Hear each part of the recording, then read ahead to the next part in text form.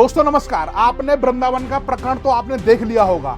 जो छोटे छोटे नन्हे नन्हे बच्चे थाने के अंदर पूरी रात गुजारनी पड़ी, खाने को और पीने को कुछ मिला नहीं। माँ बाप और उनकी अम्मा हाथ जोड़ करके विनती करती रही कि कोई बात नहीं महाराज जी, गलती हो गई हमसे। पर वो महाराज जी कहाँ, अपने रसूख के सामने कहाँ रुकने वाले थे। वो महाराज जी का नाम है, कथावाचक है, प्रसिद्ध कथावाचक है, नाम है मृदुल कांत शास्त्री जी। उनकी जो भाषा शैली है वो आप देखिए किस तरह की भाषा शैली है। ताकत रखता हूँ, हर प्रकार से सामर्थ्य रखता हूँ, कैमरे पर बोल रहा हूँ। कह रहे हैं कि वृंदावन के सारे लोग नपुंसक हो गए, वृंदावन के लोग, और उनको दुष्ट तक कह दिया। हमारे लोग इतने नपुंसक हो गए वृंदावन के कि वो लोग 250-300 लोग तमाशा देख रहे थे, दुकान वाले और भीड़ खड़े हो गए। ये दुष्ट किसी के काम नहीं आते, हम इनके लिए कवर हैं। और ऐसा परोपकार दिखा रहे हैं कि जैसे वृंदावन ही इनका बसाया हुआ है कि मैं अब कुछ नहीं करूंगा। आज के बाद एक बात पक्की है, वृंदावन के लिए कभी मैं कोई आवाज नहीं उठाऊंगा, वृंदावन के लिए कोई काम नहीं करने वाला हूँ। अरे गुरुजी, ये तो बता दो आपने किया क्या है वृंदावन के लिए। वृंदावन में जितनी परियोजना है वो उत्तर प्रदेश सरकार की चल रही है। सांसद निधि, विधायक निधि, और योगी आदित्यनाथ ने ब्रज तीर्थ उसके लिए अलग से ट्रस्ट बनाकर के उसमें करोड़ों रुपए का फंड रेज किया है। आपने किया क्या है, परंतु आप इस तरह के अहंकार में, ये वही है महाराज जी।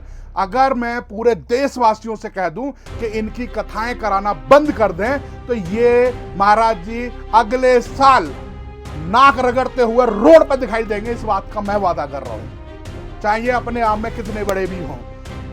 इस तरह का अहंकार, वृंदावन के लोग नपुंसक हैं।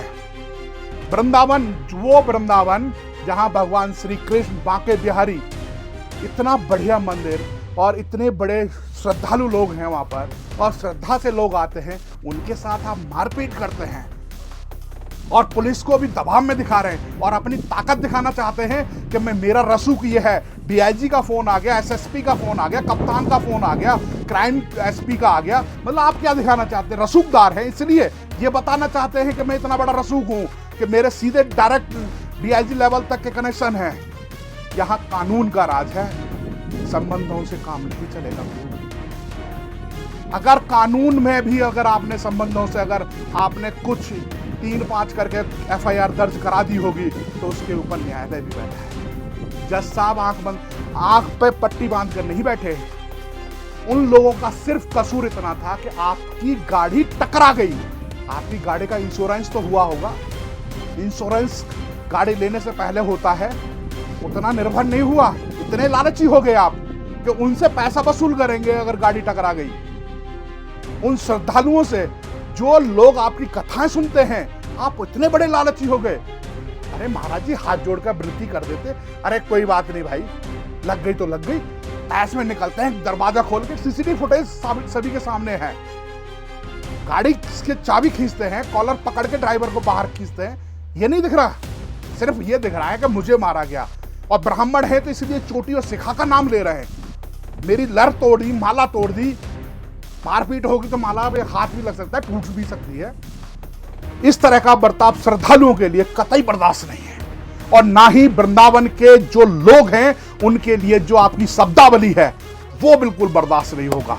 मैं भी ब्रज से आता हूं, मैं नपुंसक नहीं हूं, मैं आमने सामने लड़ सकता हूं। अगर जरूरत पड़ेगी तो मैं माफी भी मांग सकता हूं, क्योंकि मैं दयालु हूं।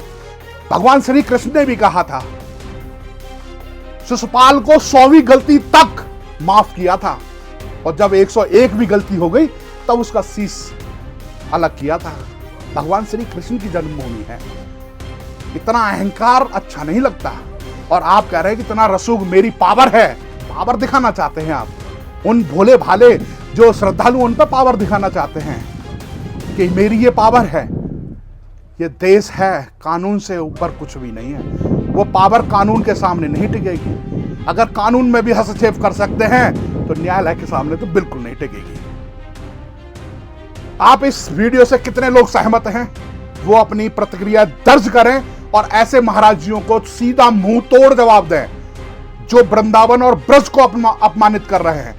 मेरा सभी लोगों से आग्रह है, जरूर जवाब दें और ऐसे ढोंगी और पाखंडियों से दूर रहें। जय हिंद, जय भारत।